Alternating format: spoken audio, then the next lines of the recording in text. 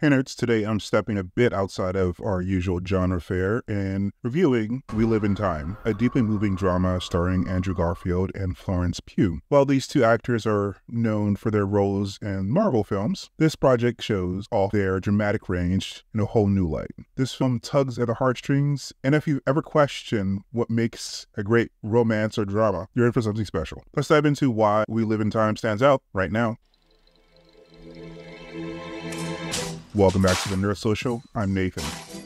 As always, if you want to skip ahead of the intro to my analysis or rating, check the chapter links below. So this film is not just your standard romance. It's a journey through love, family, and time. I think you'll find there's something special here that's worth checking out. The film doesn't just make you feel, it makes you reflect. It's a slower movie week, but this one will linger with you long after the credits roll. So let's dive a little bit deeper. The spoiler-free logline for this movie is, in We Live in Time, Almut, Florence Pugh, and Tobias, Andrew Garfield, are unexpectedly brought together in a life-altering encounter. Through snapshots of their life together, falling in love, building a family, and facing heartbreak, they navigate the difficult truths that threaten to undo them. As time flows and fractures, they are forced to embrace the fleeting beauty of their unconventional journey in this decade-spanning romance. So, this movie is directed by John Crawley, who is known for his emotionally resonant films like Brooklyn. We Live in Time continues his exploration of deeply human stories. The screenplay is penned by Nick Payne, known for his work on The Crown and his stage play Constellations, which also plays with themes of time and relationships. This is really a two-hander. So the main cast consists of, as I mentioned, Andrew Garfield as Tobias, a tender and meticulous man navigating a complex emotional journey. He is known for The Amazing Spider-Man, Hacksaw Ridge, Tick Tick Boom, and Under the Banner of Heaven. Florence Pugh plays Almut, a determined yet vulnerable woman trying to make sense of her love and life choices. She is known for Black Widow, Midsummer, Little Women, and she is going to be in the upcoming Thunderbolts movie as one of its main stars. Douglas Hodge plays Reginald, Tobias' father, offering warmth and wisdom in crucial moments. He is known for Joker and The Great. Lee Braithwaite plays Jade, Almut's partner and sous chef, offering a brief but impactful presence. Carrie Gold plays Anne, a key figure in an important sequence, bringing joy and energy. She is known for Afterlife. And Derek Akil Pamar plays Sanjaya, another small player who plays an important part during a joyful moment in this movie. All right, let's dive a little deeper into this movie and start analyzing it.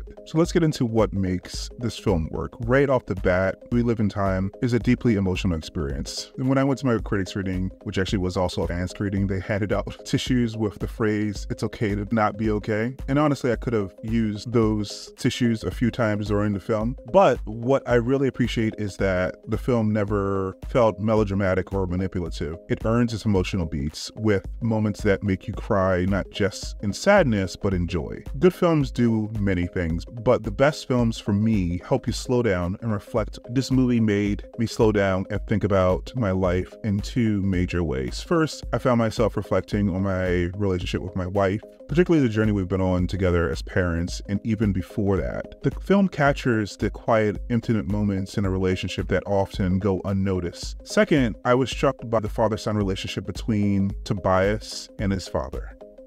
It's so tender and caring, and it made me think about the kind of relationship I want to have with my son when he's older. Now to the performances. Wow, like I said, this is a two-hander. Andrew Garfield is incredible in his role. His portrayal of Tobias is deceptively understated. He's a man who is organized and efficient, but at the same time, so deeply vulnerable. It's a layered performance that sneaks up on you. Florence Pugh is an absolute revelation. She plays Almut with such range of emotions: determination, love, fear, uncertainty, vulnerability. She's a woman who doesn't have all the answers and makes mistakes, but she feels and loves deeply. I wouldn't be surprised if this role lands her in the conversation for an Academy Award. There's no other female performance that comes to mind this year that comes close to matching her depth and nuance. So this is a film that isn't afraid to get intimate, not just in a sexual way, though there are certainly some sexy scenes. It captures the unflattering realities of being in a relationship, the physicality of love, and the vulnerability that comes with it. It's a film for grown-ups. If you come into this just thinking it's going to be titillating, you might be surprised or maybe even unprepared and disappointed for the raw and authentic portrayal of love and intimacy. The film's structure plays with time in a way that keeps you guessing for the first half. It's very reminiscent of Challengers from earlier this year, and there's a link above for our review of that. It jumps between different moments in their relationship, some joyful, some heartbreaking, without making it immediately clear where in time you are.